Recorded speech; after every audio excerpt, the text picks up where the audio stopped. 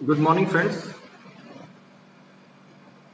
मैं आपका दोस्त Anil Malik, divisional child welfare officer Rohtak and state nodal officer child guidance counselling and welfare clinic.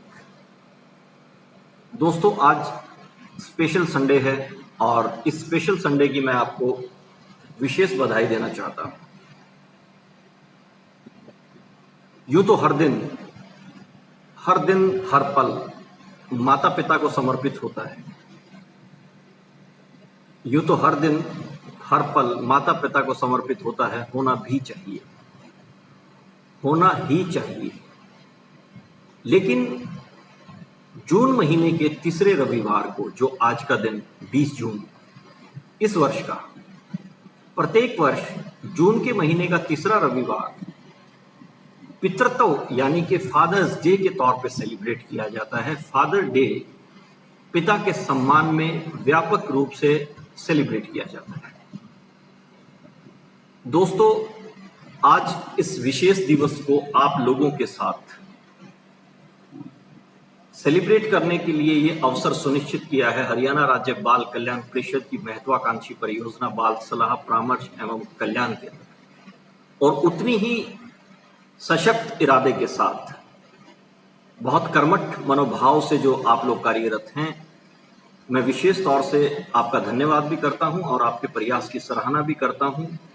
आप सब लोग जो Jawaharlal Nehru senior secondary school Gohana district Sonipat के टीचर्स, स्टूडेंट्स, मैनेजमेंट, पेरेंट्स और आप सबके साथ जुड़े हुए वो सशक्त लोग जो निसंदेह अपनी भूमिका बहुत सशक्त इरादे के साथ, अपनी पूर्ण अक्षमता, पूर्ण योग्यता, अर्जित ज्ञान और शिक्षा को वो लोगों में बांट रहे हैं, लोगों को शिक्षित कर रहे हैं, लोगों को सशक्त बना रहे हैं।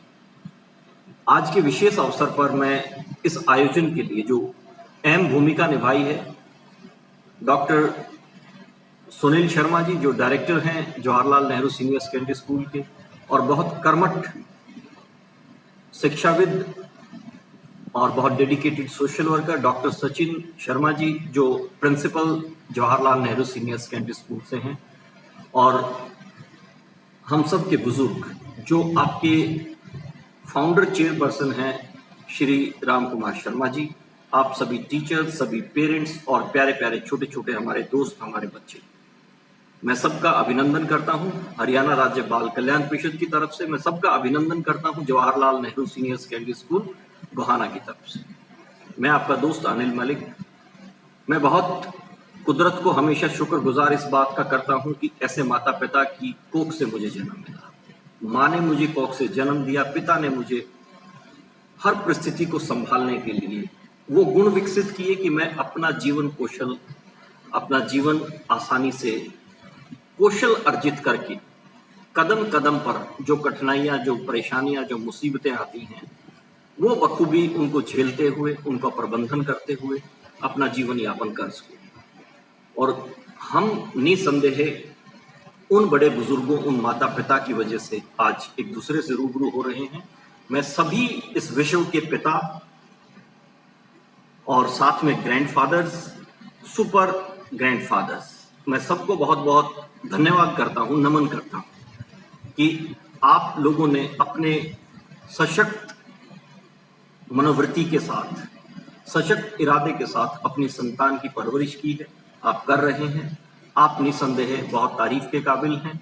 मैं इस विश्व के सभी पिता, दादा, परदादा को हमारे छोटे छोटे दोस्तों की तरफ से और खुद की दिल की गहराई से नमन करता हूं, आप सबका आदर सत्कार करता हूं, अभिनंदन करता हूं। दोस्तों, हम सौभाग्यशाली हैं जिन्हें पिता के रूप में ऐसे व्यक्तित्व मिले हैं कि उनका प्रभाव आपके अपने व्यक्तित्व पर थोड़ा ज्यादा या बहुत ज्यादा आवश्यक रूप से झलकता है। हमारा समाज तरक्कीशील, कर्मठ, तल्लीन, सभ्य, मददगार, खुशहाल, संपन्न, सशक्त तभी हो सकता है जब हर बच्चे के पिता यह सब जिम्मेदारी निभाने को तैयार हों और यह सब गुण अपने संतान में पैदा कर सके।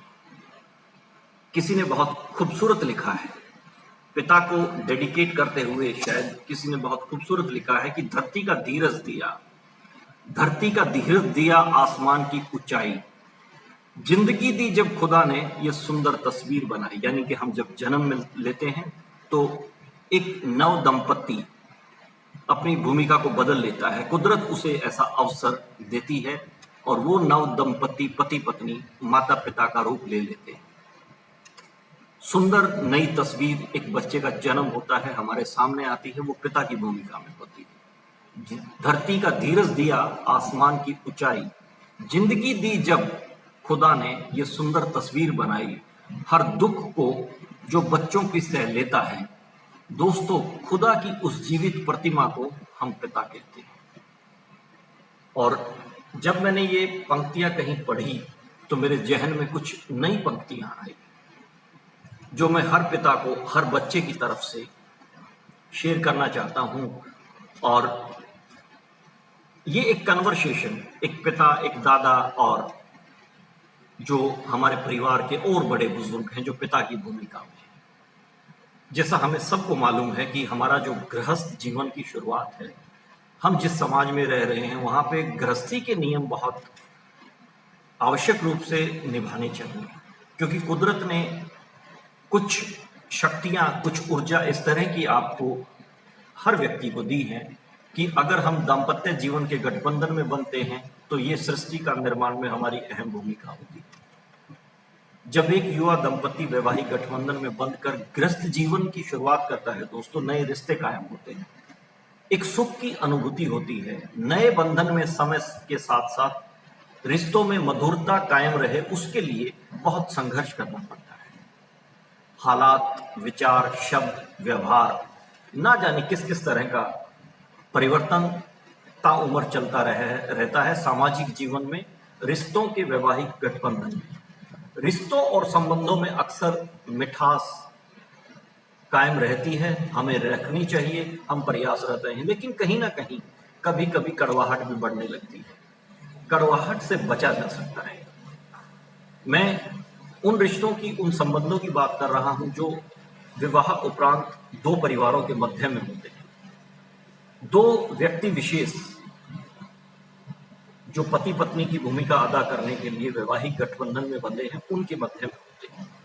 रिश्तों और संबंधों में जो अक्सर जो मिठास रहती है होनी चाहिए, लेकिन कभी कभी किसी वजह से कड़वाहट भी पैदा हो जाती है। उस कड़वाहट से बचा जा सकता है, लेकिन सब कुछ निर्भर करता है आपसी विचारों, घर के वातावरण और आत्मिक लगान पे। ये घर के बड़े बुजुर्ग इस तरह की सीख कुछ परिवारों में अपने युवा बच्चों को देते हैं, वो बेटे हैं, वो बेटी है, क्योंकि उनको मालूम है कि आने वाला समय कैसा है, इनकी भूमिका बदल जाएगी, इनका विवाह हो जाएगा और इनकी जिम्मेदारियां बढ़ जाएंगी। इन रिश्तों में बहुत से कष्ट भी छिपे होते हैं दोस्तों, जो ये नए रिश्ते कायम होते हैं, जो गृहस्थ जीवन शुरू होता है, इन रिश्तों में बहुत से कष्ट भी छिपे होते हैं और राह आसान नहीं है। राह आसान नहीं है, इस पर चलना बहुत कठिन है। हमें निरंतर इस राह पर चलना है। तपस्या है, तपस्या है, खुद से खुद की परीक्षा है। तपस्या है, खुद से खुद की परीक्षा है। धैर्य है, रखना चाहिए, धैर्य की, संयम की, सब्र की और प्यार की। खुद से खुद की परीक्षा है, धैर्य की, सब्र की, संयम की और प्यार की। और दोस्तों, साथ ही परीक्षण है परवरिश और संस्कार का। वो दो व्यक्ति विशेष, महिला और पुरुष, जो पति पत्नी की भूमिका में आते हैं, उनके मध्य कितने मधुर रिश्ते रहते हैं, कितनी बेटर अंडरस्टैंडिंग रहती है। कौन भविष्य में एक अच्छी माँ और कौन भविष्य में अच्छे पिता की भूमिका निभाता है, ये बहुत कुछ निर्भर करता है कि हमारी परवरिश कैसी हुई है, हमें संस्कार किस तरह के मिले हैं। दाम्पत्य सुख का एहसास होते होते कुदरत औलाद का सुख देती है, जिससे रिश्तों की परिभाषा ही बदल जाती है दोस्तों। दंपति, नव दंपति समय के साथ माता और पिता की भूमिका अदा करने लगते हैं, जिम्मेदारियां भी बढ़ने लगती हैं। शुरुआत होती है दोस्तों खुद से खुद के इम्तिहान की, जब कुदरत हमें औलाद देती है। हम पिता की भूमिका में आ जाते हैं। शुरुआत तब होती है खुद से खुद के इम्तिहान की, अपनी अर्जित शिक्षा, अनुभव और ज्ञान की। दोस्तों, अपनी जो हम लोगों ने शिक्षा अर्जित की है, जो जीवन का अनुभव है, जो हमने ज्ञान अर्जित किया है, नव जीवन और सशक्त समाज के निर्माण की भूमिका अदा करने के लिए वो फाउंडेशन हम अपने बच्चों में बाल्य अवस्था से ये गुण विकसित करें और हम अपनी अर्जित शिक्षा, ज्ञान और अनुभव से नव जीवन और सशक्त समाज का निर्माण करें। एक पिता के नाते हमें आपको यह सशक्त भूमिका निभानी ही चाहिए, निसंकोच हमें निभानी चाहिए। अगर आपकी औलाद सभ्य, संस्कारी और सशक्त होगी तो निसंदेह जिस समाज में हम रह रहे हैं उस समाज के साथ साथ राष्ट्र निर्माण में अहम भूमिका अदा कर पाएंगे और यह हमारा सबका सौभाग्य होगा। अभिषेक सैनी जी और सभी दोस्त, जोगिंदर जी, संतोष जी, सुरेश जी, सभी जो हमारे सामने स्क्रीन पे मुझे नाम नजर आ रहे हैं, मैं सबका स्वागत करता हूं। बहुत तन्मयता से आप काम कर रहे हैं। दादा ने पोते को बेटा बच्चों ये बात कही। मेरे दोस्तों, जब एक कन्वर्सेशन हो रहा था, जैसे मैंने शुरू में बताया था कि धरती का धीरज, आसमान की ऊंचाई, जिंदगी दी जब खुदा ने ये सुंदर तस्वीर बनाई, हर दुख जो बच्चों का सह लेते हैं। दोस्तों, खुदा की उस जीवित प्रतिमा को हम पिता कहते हैं। वो चंद लाइनें जो जहन में आई, कुछ एड ऑन ये किया कि बहुत कुछ देखते, बहुत कुछ झेलते हैं। बहुत कुछ देखते, बहुत कुछ झेलते हैं, ये तपस्वी से कम नहीं जिन्हें हम पिता बोलते हैं। हम मूर्त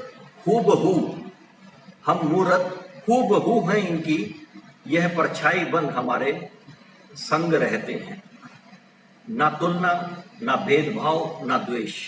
ना तुलना, ना भेदभाव, ना द्वेष, यह भगवान का जीवित रूप है जिन्हें हम पिता कहते हैं। दोस्तों, समाज के सशक्तिकरण के लिए हम बाल्यावस्था से हम पिता की भूमिका जो अदा कर रहे हैं, बाल्य अवस्था से अपने बच्चों में वो संस्कार, वो गुण विकसित करें कि पूर्णतः जो मुमकिन हो, वास्तविक हो, धरातल की सच्चाई के साथ लिए हो। यानी हम समाज की तरक्की के लिए उसके कर्मठ और तल्लीन इरादे से, सभ्य और मददगार तरीके से खुशहाल और संपन्न बनाने के लिए ऐसे गुण विकसित करें जो मुमकिन हो। और सही मायने में एक व्यक्ति पिता की जब भूमिका निभाते हुए बच्चा जैसे जैसे बड़ा होता है, बच्चा जैसे जैसे बड़ा होने लगता है, उसमें अपना अक्स देखता है, अपनी परछाई, अपना प्रतिबिंब देखता है।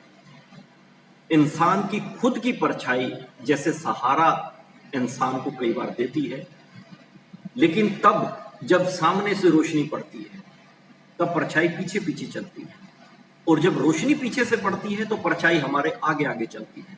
और अगर कहीं हम खुद अंधेरे में गुम हो जाते हैं तो समझो कि परछाई साथ छोड़ देती है। लेकिन दोस्तों, जो पिता की भूमिका निभा रहे हैं हमारे दोस्त, आज आने वाले कल उनकी भूमिका बदल जाएगी। उनको एक जिम्मेदारी मिलेगी। दाम्पत्य जीवन में जब वो आएंगे, प्रवेश करेंगे, तो वो पिता की भूमिका निभाएंगे।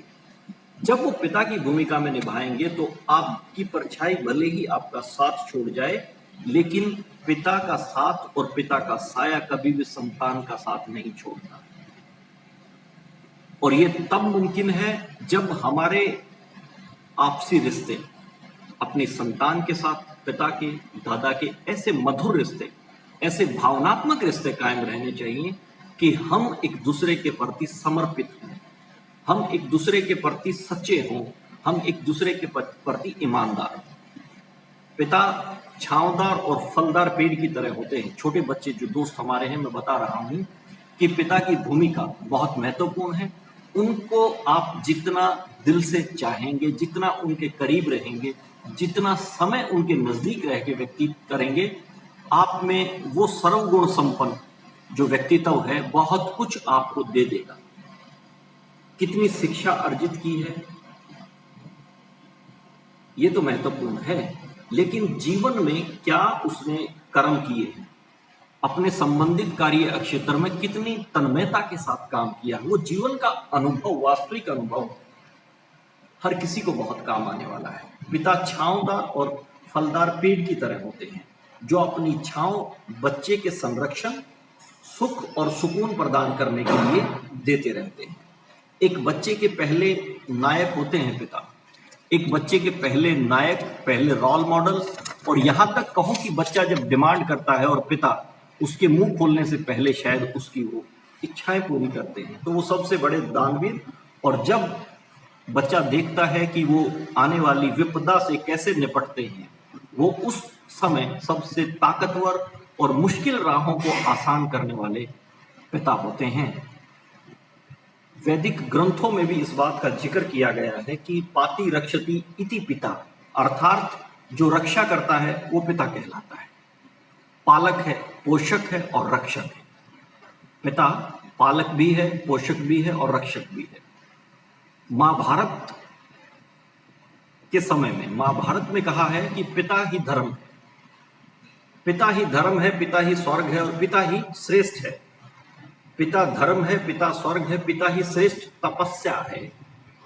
पिता अगर आपके कर्मों से, आपके चाल चलन से, आपके व्यवहार से, यानी कि अपने संतान के व्यवहार से अगर प्रसन्न हो जाता है तो सभी देवता खुश हो जाते हैं। पिता के वचन का पालन करने वाला कभी दीनहीन हो ही नहीं सकता। अगर महाभारत फिल्म, सीरियल या आपने महाभारत का जो ग्रंथ है उसको अध्ययन किया है, तो एक कन्वर्सेशन पानी के तालाब के पास जाके जब यक्ष युधिष्ठिर जो है, सवाल जवाब होते हैं यक्ष के और युधिष्ठिर के। युधिष्ठिर ने यक्ष के एक सवाल के जवाब में कहा था कि आकाश से ऊंचा पिता को कहा गया है और ये हकीकत है। पिता के बारे में मनुस्मृति में भी कहा है कि बिना पिता पालन करने से प्रजापति यानी राजा व ईश्वर की मूर्ति रूप है, जो अपने बच्चों का पालन पोषण करता है, अपने से कमजोर लोगों की देखभाल करता है, वही तो राजा होता है, वही तो ईश्वर होता है। आज के समय में भाग दौड़ भरी जिंदगी में, जो आधुनिकता की अंधी दौड़ में हम भाग रहे हैं, पिता, पुत्र और पुत्री यानी कि पिता के अपने संतान के साथ रिश्तों में कहीं ना कहीं कुछ आकर्षण कम हो रहा है। एक उम्र के बाद आहिस्ता आहिस्ता कम होने की बहुत सी वजह हैं। उनमें से एक सोशल मीडिया का फैक्टर बहुत लीडिंग है।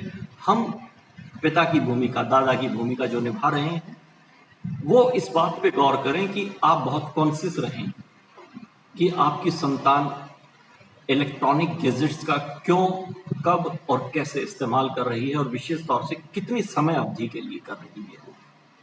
यहां तो मनोविज्ञान ही बदल रहा है, लोगों की सोच बदल रही है कि तेरी शर्ट मेरी शर्ट से सफेद कैसे। अगर आपके पास एक सिंपल इलेक्ट्रॉनिक गैजेट है कम्युनिकेशन के लिए, तो लोग, आपके दोस्तों का समूह आपको इस तरह से प्रभावित करता है कि आप डिमांड करते हैं एक बेहतर एंड्रॉयड फोन की, दे रहे हैं 2 वक्त का अच्छा भोजन डालिए। इस कंपटीशन में मत रहिए कि तेरी शर्ट मेरी शर्ट से सफेद कैसे। तुलना नहीं करनी, खुद की हकीकत को जानना है, समझना है, वास्तविकता के करीब रहना है। भले ही संसाधन कम हो, लेकिन तुलना नहीं करनी है। खुद को झूठी शान से बचाना है। मैंने कई वर्ष पहले एक आईएएस अधिकारी का एक आर्टिकल पढ़ा था दोस्तों। इन ब्रीफ में आपसे शॉर्ट में डिस्कस करूंगा कि उस एक मजदूर इंसान, जो वास्तविक घटना बता रहा हूं, जो आहिस्ता आहिस्ता काम सीखते सीखते मेशन का काम करने लगा, यानी कि चिनाई का मिस्त्री का काम करना शुरू किया। बीवी गुजर गई, 2 बच्चे हैं, 2 लड़के हैं और दोनों के जो अंतराल है 2 से 2.5 वर्ष का। ये उस दिन की घटना शुरू करते हैं वो आईएएस अधिकारी कि मेरे पिता की भूमिका कितनी सशक्त है मेरे जीवन निर्माण में, और इसी जीवन निर्माण को करते करते उन्होंने समाज के बारे में, राष्ट्र के बारे में कितना सोचा होगा, इसकी कल्पना मैं आज कर सकता हूं, जो वास्तविकता में बदल रही है। कि मेरे पिता हर बार जब टीचर्स बुलाते थे, मीटिंग होती थी, जाते थे। मैंने 9th 10th यानी कि उससे पूर्व भी, और 10th जब मैंने अपने गांव से पास आउट किया तो 10+2 बहुत दूर 10 किलोमीटर दूर, गांव से दूर एक कस्बे में स्कूल होता था, वहां जाके अध्ययन किया। उसके बाद दिल्ली यूनिवर्सिटी में पढ़ने का अवसर मिला, क्योंकि पिता का एक ही सपना, एक ही अरमान रहा है हमेशा कि बच्चों की अच्छी शिक्षा के लिए वो अतिरिक्त तौर पे काम करेंगे, अतिरिक्त आय अर्जित करने के लिए अपने सुख साधन यानी कि स्वयं के कंफर्ट जोन से बाहर निकलेंगे, अपना आराम त्याग देंगे। मेरे पिता ऐसे, उस अधिकारी ने लिखा। और सौभाग्य तब हुआ कि जब मैं IAS अधिकारी सिलेक्ट हो गया, और ये सौभाग्य तब और बढ़ गया जब अगले 2 वर्ष के अंतराल के बाद मेरे से छोटा भाई इंडियन रेलवे सर्विसेज में इंजीनियर बन गया। पिता ने कहा कि बहुत से कमिटमेंट मैंने कम्युनिटी के साथ किए हैं, लोगों के साथ किए हैं, दोस्तों रिश्तेदारों के साथ किए हैं। वो हमेशा मुझे कहते थे कि अपना नया घर बनाओ, अपना घर बनाओ, क्योंकि आप किराए के मकान में, 2 कमरों के मकान में गुजर बसर कर रहे हो, काम भी अच्छा है और अब तो बच्चे भी आपके बहुत लायक हैं, पढ़ रहे हैं। आज मेरा एक सपना साकार हो गया है और मैं सबको पार्टी देना चाहता हूँ। सभी संबंधित अजीज लोगों को, दोस्तों को बुलाया, और बुलाया उसी घर में जिसमें वो निवास करते थे। लोगों ने कहा कि नए घर का मुहूर्त आपने करना था, आपने ये कह के बुलाया था।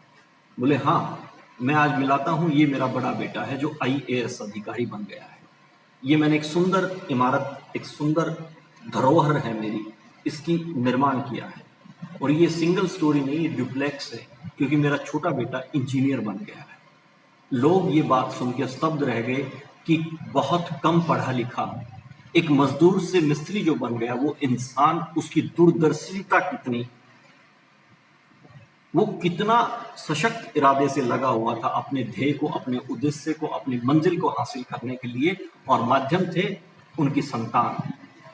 पूरी तरह से उन्होंने अपना सब कुछ न्यौछावर कर दिया और आज वो IAS अधिकारी और वो इंजीनियर बने। उस अधिकारी ने ये लिखा है कि मैं जब पदासीन हुआ, मैं पहली बार मुझे कलेक्टर की कुर्सी मिली, तो मेरे पिता को मैंने विशेष निवेदन किया। पिता आए, हम मेरे कार्यालय में बैठे, जब उन्होंने मुझे चेयर पे बैठाया अपने हाथों से और हम चाय पी रहे थे, तो ना जाने मेरे पिता के जहन में क्या आया, उन्होंने अपना हाथ मेरे कंधे पे ऐसे रखा, जोर से, मजबूती से, और ये कहा कि बेटा, मन में एक सवाल बार बार आ रहा है, क्या तुम मुझे बता सकते हो कि मैं ज्यादा ताकतवर हूं या आप ज्यादा ताकतवर हैं? यानी कि पिता ने उस कलेक्टर बेटे से पूछा, और बेटे ने बिल्कुल एक पल भी गवाए बगैर जवाब दिया कि पिताजी, मैं ज्यादा ताकतवर हूं। ये बात सुन के पिता थोड़े से निराश हुए। मन स्वीकार नहीं कर रहा था कि तुम्हारा जिस तरह से परवरिश की है इस संतान की, ये बेटा ऐसा जवाब नहीं दे सकता। फिर पूछा, फिर जोर से हाथ दबाया ऐसे कि बेटा, मैं ये पूछ रहा हूं कि तुम ज्यादा ताकतवर हो या मैं ज्यादा ताकतवर हूं? बेटे ने फिर कहा कि पिताजी, आपने पहले भी यही सवाल पूछा था, मैंने तब भी यही जवाब दिया था, अब फिर दोहरा देता हूं, मैं ज्यादा ताकतवर हूं। पिता के मन में निराशा भर गई और उन्होंने कहा कि अब मैं वापस जाना चाहता हूं, तुम खुश रहो, मैं चलता हूं। बेटे ने कहा कि रुको, मुझे अच्छा लगेगा, लेकिन पिता ने कहा कि नहीं, मुझे जाना ही होगा। पिता जैसे ही उस ऑफिस के दरवाजे को खोल के बाहर निकलने लगे, तो दरवाजा खोलते खोलते एक पल के लिए फिर ठहर गए। बेटे की तरफ मुड़े और संबोधन किया कि बेटा, शायद मैंने साफ नहीं सुना, आपने क्या कहा था? मैं जानना चाहता हूं कि तुम ज्यादा ताकतवर हो या मैं ज्यादा ताकतवर हूं। अब बेटे का जवाब बदल गया। बेटे ने कहा कि पिताजी, आप हमेशा से ही ताकतवर थे, आप हमेशा ही ताकतवर रहोगे, आप मुझसे ज्यादा ताकतवर हो। अब ये बात सुन के पिता की आंखें झलक गई और पिता अपने बेटे की तरफ और बेटा अपने पिता की तरफ बढ़े, आलिंगनबद्ध हुए और दोनों की आंखों में नमी थी। बेटे ने फिर बैठाया, पानी पिलाया और कहा कि पिताजी, आप ध्यान करो, जब पहली 2 बार आपने पूछा तुम ताकतवर या मैं ताकतवर, तो आपका हाथ मेरे कंधे पे था और बचपन से आपने ये बात कही थी कि तुम्हें फिक्र करने की जरूरत नहीं है। पैसे कहाँ से आएंगे, तुम कैसे पढ़ पाओगे, नहीं पढ़ पाओगे, मैं तुम्हारे साथ हूं, मेरा हाथ हमेशा तुम्हारे कंधे पे है, तुम इस बात की चिंता मत करना। और पिताजी जब तुम 15 फीट दूरी पे जाके ये बात पूछी तो मैंने यही कहा कि आप ज्यादा ताकतवर हैं, क्योंकि इस वक्त आपका हाथ मेरे कंधे पे नहीं है। मेरी गुजारिश, मेरी इल्तिजा ये है कि अपना हाथ कभी दूर मत करना मेरे से। मिस्टर नीरज कुमार ने ज्वाइन किया है, जो बहुत डेडिकेटेड काउंसलर हैं और आपके स्कूल के बच्चों के साथ, शिक्षक और अभिभावकों के साथ रेगुलर इंटरेक्ट करते हैं। मैं वेलकम करता हूं। दोस्तों, ये सोच जितनी सशक्त एक पिता की है, उसी तरह से बच्चों का निर्माण होता है। राष्ट्र की शक्तियां इस बात पे निर्भर करती है कि राष्ट्र के नागरिक कैसे हैं, और वो नागरिक कौन है? हमारी आपकी संतान है। उनके साथ वो दोस्ताना संबंध कायम करो। मैं ये कहना चाहूंगा जो इस आईएएस अधिकारी कि पिताजी, गर जो कहीं रास्ता मैं, तुम मुझे फिर से सही राह दिखाना, तुम मुझे फिर से सही राह दिखाना। आपकी जरूरतें मुझे हर कदम हर पल होंगी, आपकी जरूरत मुझे हर पल हर कदम होंगी। पिताजी, ना कभी अपना हाथ मेरे कंधे से हटाना। दोस्तों, मैं छोटे दोस्तों से बात कर रहा हूँ। अपने पिता, अपने दादा, घर के बड़े बुजुर्गों को वो मान सम्मान दो, वो आत्मिक लगाव दो, वो उनका पल पल अभिनंदन करो कि वो उनका हाथ आपको सहारे के तौर पे, आपकी शक्ति के तौर पे हमेशा आपके कंधे पे रहे, हमेशा आपकी पीठ को थपथपाता रहे। पिता ने भी यही कहा कि तुम कभी मेरे अल्फाजों को गलत मत समझना। पिता ने कहा कि तुम कभी मेरे अल्फाजों को, यानी कि जो शब्द मैं कह देता हूं, कई बार गुस्से में डांट देता हूं, कुछ शब्द ऐसे ना निकल जाएं, तुम कभी मेरे अल्फाजों को गलत मत समझना कि मैंने हर अल्फाज को, कि मेरे हर अल्फाज में गहराई छुपाई है। ना समझना मेरी डांट को कभी तू परेशानी, ना समझना कभी मेरी डांट को तू परेशानी, कि तुम्हारे पिता ने तुम्हारे वास्ते अपने दिल में एक नई दुनिया बसाई है। दोस्तों, हर पिता के दिल में अपने बच्चे के लिए एक नई दुनिया होती है। मैं विशेष तौर से आज का इंटरेक्शन, आज का प्रोग्राम डेडिकेट करता हूं मैं अपने पिताजी को, जो शारीरिक रूप से आज भले ही नहीं है, लेकिन उनका आशीर्वाद, उनके दिखाया हुआ रास्ता हमेशा मुझे ताकत, ऊर्जा देता है। एक दिन ऐसे ही बात बात में, जैसे डॉक्टर सचिन जी से, सुनील जी से बात हो रही थी, ये बहुत अच्छा इनिशिएटिव है। हमें 365 दिन इन दिवस के सेलिब्रेशन की आवश्यकता है। हमें बहुत नजदीक रह के काम करने की आवश्यकता है। कुछ पंक्तियां मेरे जहन में हमेशा जब इस तरह की हम चर्चाएं करते हैं, उस विषय विशेष को लेके उत्पन्न होती है। पिता को समर्पित जो एक कविता मैंने लिखी है, मैं वो जरूर साझा करना चाहूंगा आपसे, कि आप ही मालिक हो, आप ही भगवान मेरे, आप ही मालिक हो, आप ही भगवान मेरे, एक आपकी मूरत दिल में समाई। लोग चाहे भगवान के घर समझे मुझे अनजान भले, लेकिन आप ही हो मेरे भगवान, यह बात मुझे समझ आई हुई। हमारे आशियाने की शोहरत आपके नाम से है।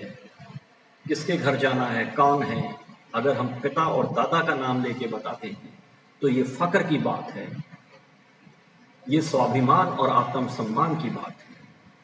इसलिए मैं छोटे दोस्तों से विशेष तौर से कहता हूं कि आपकी पहचान, आपका नाम, आपकी शान आपके घर के बड़े बुजुर्गों के साथ है, आपके दादा दादी के साथ है, आपके पिता के साथ, आपकी माँ के साथ। उस बच्चे ने ये कहा कि हमारे आशियाने की शोहरत आपके नाम से है, वरना रखा ही क्या है इस घर की चार दीवारी में। इस घर में रहने वाले बस तेरे दम से हैं, जैसे खिले हुए फूल गुलिस्ताएं गुलशन में हैं। हम जो महक रहे हैं फूलों की तरह, हम जो महक रहे हैं फूलों की तरह, ये महक, ये खुशबू एक तेरे नाम से है। जो ना होता तेरा नाम, जो ना होता मेरा नाम तेरे नाम के साथ। दोस्तों, हमें पूछता ही कौन, बिना तेरे नाम के हमारी हैसियत ही क्या है। ये हमारे बड़े बुजुर्ग, हमारे दादा, हमारे पिता जो फादर की भूमिका निभा रहे हैं, निभा चुके हैं। चुके हैं का मतलब भले ही वो शारीरिक रूप से हमारे साथ आज नहीं है, लेकिन हम एक पल भी ये गलती ना करें कि उनकी याद को अपनी स्मृति से, उनके व्यवहार, उनके चरित्र को अपने चरित्र और अपने व्यवहार से थोड़ा सा तनिक भी दूर करें। उस दिन हमसे बहुत बड़ी गलती होगी। दोस्तों, इंसान की भावनाएं, इंसान का नजरिया, इंसान की सोच, व्यवहारिक आचरण, महत्वाकांक्षा, परिस्थितिक मानवीय परिस्थितियां जो होती हैं, रुचि, आदतें, संगति, वातावरण, शिक्षा और सीख।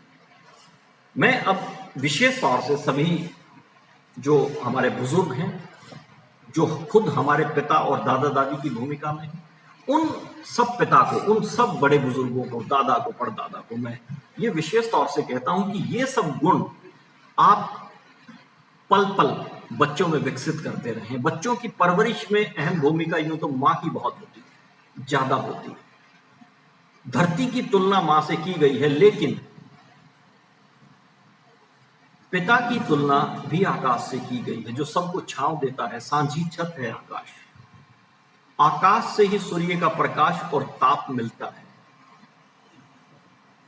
आकाश से ही बादलों की छांव और बरसात भी मिलती है।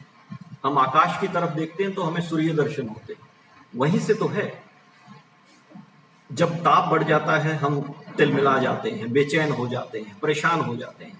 लेकिन जब कुदरत ये एहसास करती है, उस आकाश से जो सूर्य की ताप बढ़ रहा है, तो उनको एहसास है एक पिता की तरह कि अब मेरी संतान, मेरी औलाद थोड़ी सी तकलीफ में है। वो पल भर के लिए छांव दे देते हैं, बादल मंडराते हैं, बारिश हो जाती है, मौसम बदल जाता है। 12 महीने मौसम में कुछ ना कुछ बदलाव होता रहता है। ऐसा ही स्वभाव पिता का भी होता है। उन्हें मालूम है कि किस वक्त बच्चों को किस चीज की जरूरत है। कभी नरम तो कभी गर्म, कभी प्यार स्नेह तो कभी डांट फटकार। जैसी आवश्यकता है वैसा ट्रीटमेंट देना चाहिए, दे रहे हैं, देते रहें। ये भी इतने ही जरूरी हैं, क्योंकि सिर्फ प्यार से बात नहीं बनेगी और सिर्फ डांटने से बात नहीं बनेगी। जितना जरूरी मौसम में परिवर्तन है, इतना ही एक सकारात्मक बदलाव के साथ आपके व्यवहारिक परिवर्तन भी होना चाहिए। पिता दिन रात मेहनत मजदूरी करके आय के संसाधन जुटाते हैं ताकि परिवार के सदस्यों का भरण पोषण हो सके। खुद चाहे 2 जोड़ी कपड़े रखें, खुद चाहे एक वक्त भोजन ना ग्रहण करें, लेकिन उनका प्रयास होता है कि उनके बच्चे भरपेट खाएं और अच्छी नींद लें, अच्छे स्कूल में पढ़ें, अच्छी यूनिफॉर्म पहनें। आप Jawaharlal Nehru senior secondary school Gohana से संबंधित जितने भी लोग हैं, मैं खुद भी आधिकारिक क्षेत्र में, जो मैं राज्य भर के इंस्टीट्यूट के साथ मोर देन 350 डिफरेंट स्कूलों के साथ जो कन्वर्सेशन रही है, वहां पे फिजिकली मैंने लोगों से इंटरेक्ट किया है, कई कई प्रोग्राम हुए हैं। आई अप्रिशिएट कि Jawaharlal Nehru senior secondary school के पदाधिकारी, विशेष तौर से डॉक्टर सुनील शर्मा जी, डॉक्टर सचिन शर्मा जी, उनका जो एटीट्यूड है बच्चों की डेवलपमेंट के लिए, उनके मनोवैज्ञानिक विकास के लिए, उनको मालूम है कि जितना महत्व शिक्षा का है, पाठ्यक्रम का है, उससे बढ़ के कहीं महत्व मनोवैज्ञानिक दृष्टिकोण का है। I appreciate your attitude, I appreciate your working. और मैं इस बात के लिए समस्त टीम, जो टीचिंग स्टाफ है, समस्त पेरेंट्स जिनके बच्चे पढ़ते हैं और वो हमारे छोटे दोस्त जो अध्ययनरत हैं, मैं सबको बहुत बहुत बधाई देता हूं। और फिर बता रहा हूं कि आपके माता पिता जितना कष्ट उठा के आपको शिक्षा के अवसर उपलब्ध करवा रहे हैं, उनसे चूकना मत। जो छोटे छोटे बिंदुओं पे मैं चर्चा कर रहा था, वो मानव जीवन के निर्माण में बहुत महत्वपूर्ण है। साथ ही हर तरह से हमें अपने नजरिए को विकसित करने के लिए पल पल तैयार रहना चाहिए। जैसा मैंने कहा था कि इंसान की भावनाएं, निसंदेह दोस्तों, जीवन में सफलता के लिए भावनात्मक नियंत्रण और बेहतर निर्णय लेने का कौशल विकसित करना चाहिए। इसलिए कहा भी जाता है कि जो चुनौतियां पैदा होती हैं, जो संकट आते हैं, जितना बड़ा संकट होगा, संकल्प उतना ही दृढ़ होना चाहिए। हमें भावना में बहकर कोई निर्णय नहीं लेना चाहिए। हमें सुदृढ़ तरीके से भावना को बेहतर कंट्रोल करना है, उसको बेहतर डायरेक्शन देनी है। और संकल्प का सीधा संबंध होता है दिल की गहराइयों से, हृदय से, जो कि भावनाओं से जुड़ा होता है। यानी कि जितना बड़ा संकट होगा उतना ही बड़ा संकल्प भी होना चाहिए। यानी कि आप दिल की भावना से, मजबूत इरादे से, एक संकल्प शक्ति के साथ आगे बढ़ें और पिता अपने पुत्र में ये गुण विकसित करें। अगर एक व्यक्ति सौभाग्य से पिता की भूमिका निभा रहा है तो उसे अपने बच्चों को भावना और कर्तव्य में संतुलन करना सिखाना चाहिए। सिर्फ भावना से काम नहीं चलेगा, उसका कर्तव्य क्या है। सच्चा भावनात्मक व्यक्ति वही है जो श्रेय अपना कर्तव्य प्रेयस यानी प्रिय कार्य में, यानी कि अपना कर्तव्य मनपसंद कार्य में उचित अनुचित का भेद किए बगैर निभा सके। जीवन का भावनात्मक पक्ष प्रबल होना चाहिए। बच्चों को बाल्यावस्था से ही आत्मिक लगाव व बेहतर अनुशासन की राह लेकर चलें ताकि हर क्षेत्र में बेहतर संतुलन कायम रख सके। मानवीय नजरिया बहुत महत्वपूर्ण है। सब पिता की भूमिका अदा कर रहे लोगों को मैं कहूंगा कि अपनी संतान में, अपनी औलाद में, हर उस बच्चे को जो उसके संबंधित क्षेत्र जहां वो रह रहा, जहां का निवास स्थान है, उसका टीचर्स सभी बच्चों को एक निगाह से देखते हैं, वो भी पिता और माता की भूमिका निभा रहे हैं। मानवीय नजरिया, एक बेहतर मानवीय नजरिया विकसित करें। वर्तमान समय में नकारात्मकता बढ़ रही है। नकारात्मकता बढ़ रही है इसलिए पिता की सशक्त भूमिका आपको निभानी ही होगी। अपनी औलाद के नजरिए को विकसित करना होगा। यह सफलता का छुपा हुआ रहस्य है कि कोई इंसान सफल कैसे हो जाता है, कोई इंसान सफल क्यों नहीं हो पाता। यह सफलता का एक छुपा हुआ रहस्य है दोस्तों, कि आपको जैसा आप देखते हैं, महसूस करते हैं, होगा एक ही तरह की, मतलब कि जिस तरह से आप सोच रहे हैं, जिस तरह महसूस कर रहे हैं, जिस तरह देख रहे हैं, वो सब आप ग्रहण कर रहे हैं। आप देखेंगे सिर्फ नजरिए से ये बदलाव आ जाता है कि एक ही तरह का काम दो व्यक्ति करते हैं, एक सफल हो जाता है, एक असफल हो जाता है, एक विजन, एक लूजर। सब कुछ निर्भर करता है कि सामने वाले का नजरिया कैसा है, काम करने वाले का नजरिया कैसा है। सोच का अपना महत्व है कि हम सोचते कैसे हैं। इंसान की सोच परमाणु बम की तरह होती है, विनाश भी कर देती है। और आपने सुना है कि जो अणु से, परमाणु बम से इलेक्ट्रिसिटी उत्पादन भी होता है। यह सोच है कि हम क्रिएटिव उससे हासिल कर रहे हैं या डिस्ट्रक्टिव। सकारात्मक सोच ऊर्जा भर देगी, नकारात्मक सोच हमें लाचार, असहाय, नाकाबिल बना देगी। हम किसी भी क्षेत्र में भले ही काम कर रहे हैं, लेकिन उस काबिलियत के साथ हम नहीं आगे बढ़ पाएंगे अगर सोच नकारात्मक है। व्यवहारिक आचरण हमारा कैसा हो, हम बच्चों में ये विकसित करें। सच कहा है किसी ने कि सत्य ही आचरण का मूल स्रोत है। हम सच बोलें, अपनी बात पे कायम रहें, अटल रहें, क्योंकि जहां सत्य है वहां ईमानदारी भी है, दया भाव भी है, अक्षमा भी है, निस्वार्थता भी है तथा सदाचार के भावों की उत्पत्ति भी संभावित है। अच्छे व्यवहारिक आचरण से तात्पर्य यही है कि हम एक दूसरे के प्रति अच्छा व्यवहार करें, हम एक समान दृष्टिकोण अपनाएं, बड़े बुजुर्गों, महिलाओं, बच्चों व असहाय लोगों की मदद के लिए तत्पर रहें, उनका विशेष ध्यान रखें।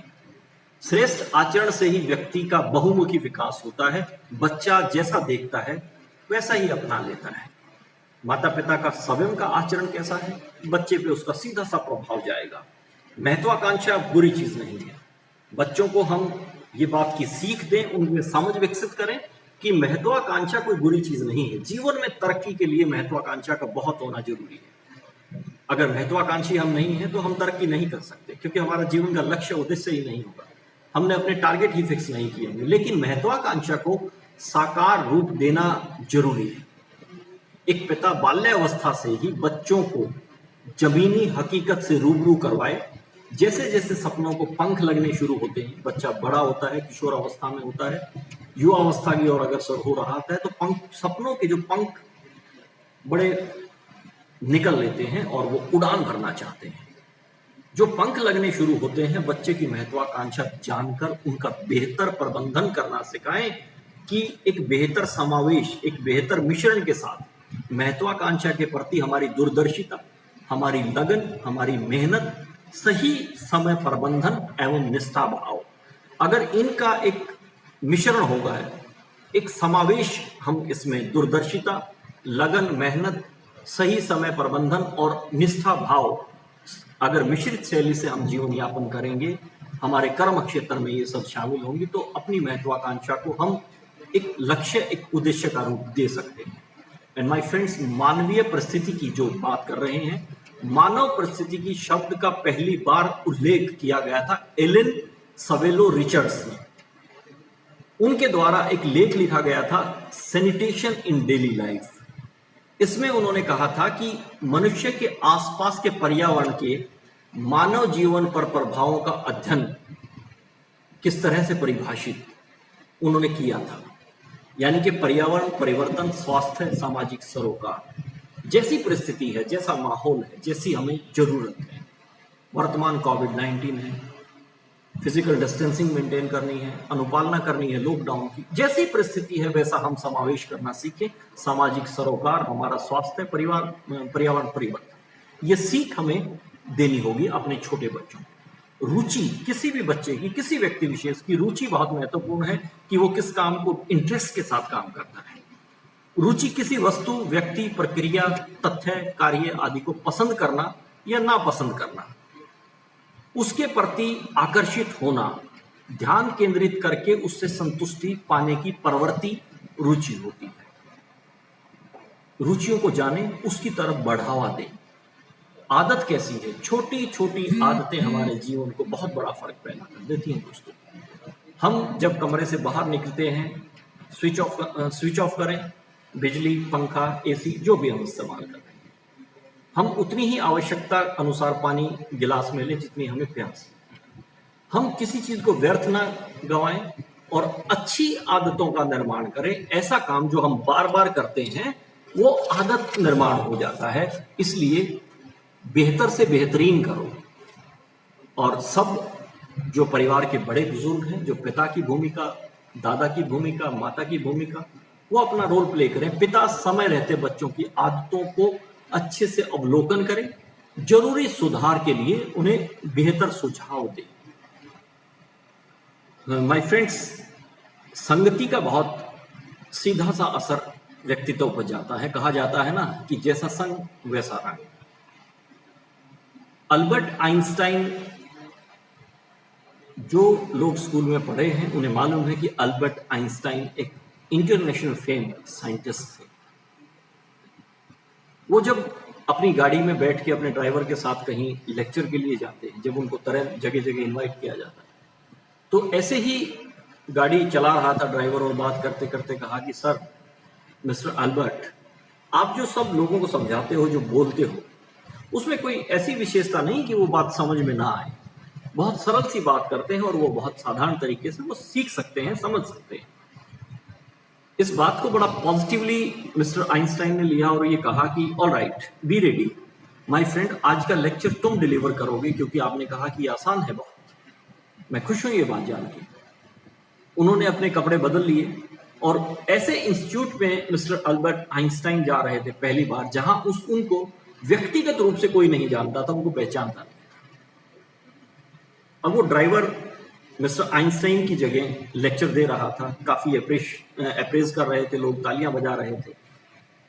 किसी ने सवाल एक पूछा तो उन्होंने कहा कि इतना सा सरल सवाल का जवाब तो मेरा ड्राइवर भी दे देगा जो मेरे साथ मौजूद है। उसके बाद उन्होंने माइक हैंडओवर मिस्टर आइंस्टाइन को किया। कार्यक्रम के उपरांत उन्होंने कहा कि जिस व्यक्ति ने आपसे संबोधन किया है, मैं उनका धन्यवाद करता हूं और ये मेरा ड्राइवर है। सभी लोग चौंक गए। ये संगति का असर है दोस्तों। जैसे लोगों के साथ हमारी कंपनी रहेगी, जैसे लोगों के साथ हम उठे बैठेंगे, उनका सीधा सा उस संगति का असर हम कैसे रंग में ढल रहे हैं पड़ जाएगा। हमारी सोच हमारे आसपास का वातावरण पर निर्भर करती है दोस्तों। किसी भी तरह की जब हम प्रवृत्ति, विचारधारा, चरित्र, व्यवहार अच्छे लोगों के साथ रहते हैं तो हमारा भी विकास अच्छा ही होगा।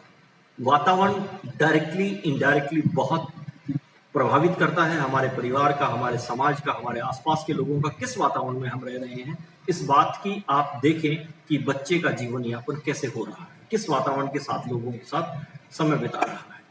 माय फ्रेंड्स, शिक्षा और सीख का मैंने जिक्र किया था। शिक्षा ज्ञान, मूल्य, कौशल और दृष्टिकोण प्रदान करने की प्रक्रिया है।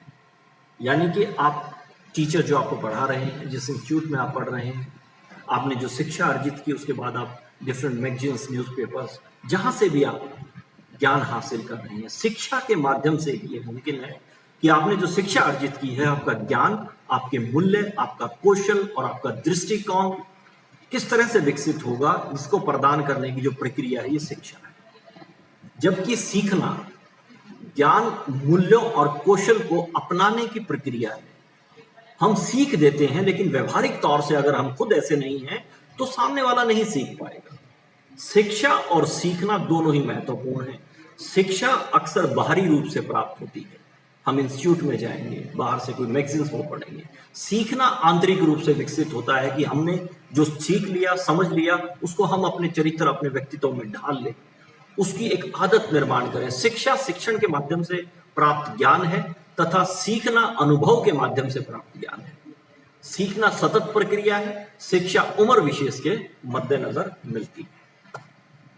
माय फ्रेंड्स, मैं आपको विदा लेने से पहले अभी 4 मिनट हमारे पास हैं। As per commitment 50 minute tentative हमने टाइम दिया था, 1 मिनट ऊपर 1 मिनट नीचे हो सकती है। मैं पुण्य से सभी हमारे बड़े बुजुर्ग जो पिता की भूमिका में हैं, हमारे दादा दादी, हमारे और बड़े बुजुर्ग, समाज के हर किसी का मैं अभिनंदन और इस बात के लिए शुक्रिया करता हूं कि बड़े इंटरेस्ट के साथ हम जुड़े रहे। और चंद पंक्तियां अंत में मैं शेयर करना चाहूंगा। उससे पहले श्री राम कुमार शर्मा जी का मैं विशेष दिल की गहराइयों से धन्यवाद करता हूं कि वो सशक्त शख्सियत, जिनकी वजह से इतना बड़ा इंस्टीट्यूट गोहाना उपमंडल को शिक्षा के क्षेत्र में मिला है, और आपका आशीर्वाद सबके ऊपर यूं ही रहे। और बहुत सशक्त डॉक्टर सचिन शर्मा जी, प्राचार्य, जो बहुत एफिशिएंटली अपना काम कर रहे हैं, आई अग्रीज। और सुनील जी, डॉक्टर सुनील शर्मा जी, जो डायरेक्टर की भूमिका में है, निसंदेह उनका एटीट्यूड अति सराहनीय है। और आप टीचर्स, मैं आप सबसे मिला हूँ, आप अभिभावक, आपसे भी बहुत से लोगों से मुलाकात हुई है, और हमारे छोटे छोटे बहुत सशक्त दोस्त। मैं विदा लेने से पहले चंद पंक्तियां और अगली मुलाकात का कमिटमेंट आपको अभी कर रहा हूं। जब याद करोगे तभी आपसे मुलाकात हो जाएगी, और सब सिचुएशंस नॉर्मल हो जाएं तो रूबरू आके आपसे मिलेंगे। और आज की विशेष बधाई जो हरियाणा राज्य बाल कल्याण परिषद के मानद सचिव श्री प्रवीण अत्री जी हैं, उन्होंने भी विशेष तौर से आपको पितृ दिवस की बधाई दी है। मैं उनकी तरफ से भी आपको बहुत मुबारकबाद देता हूं। और अंत में चंद पंक्तियां, उसके बाद मैं विदा लेता हूं कि कभी माँ बाप का दिल मत दुखाना। दोस्तों, मैं अपने छोटे छोटे दोस्तों से ये बात कर रहा हूँ। कभी माँ बाप का दिल मत दुखाना दोस्तों, जीवन के सारे सुख तुम्हें मिल जाएंगे। उनकी उंगली मजबूती से थामे रखना, वही रास्ता तुम्हें दिखलाएंगे। उसी राह चलते जाना, उसी राह चलते जाना जो राह तुम्हें दिखलाएंगे। भरोसा रखना हमेशा उन पे, यानी कि भरोसा रखना हमेशा अपने माता पिता पे। वो पीठ तुम्हारी थपथपाएंगे। माना कि तुम्हें थोड़ी कठिनाई भी होगी, माना कि तुम्हें थोड़ी कठिनाई भी होगी, तुम खुद को थोड़ा असहज भी पाओगे, लेकिन दोस्तों समझोगे, गौर करके सब्र थोड़ा रख पाओगे, समझोगे, गौर करके सब्र थोड़ा रख पाओगे, तो दोस्त मेरे जीवन के सब सपने साकार हो जाएंगे। फिर बढ़ते रहेंगे कदम तुम्हारे मंजिल की ओर, फिर बढ़ते रहेंगे कदम तुम्हारे मंजिल की ओर। एक दिन सफलता की चोटी तुम चढ़ जाओगे। पुण्य से फादर्स डे बहुत बहुत मुबारक। आप सबका बहुत बहुत धन्यवाद। नमस्कार।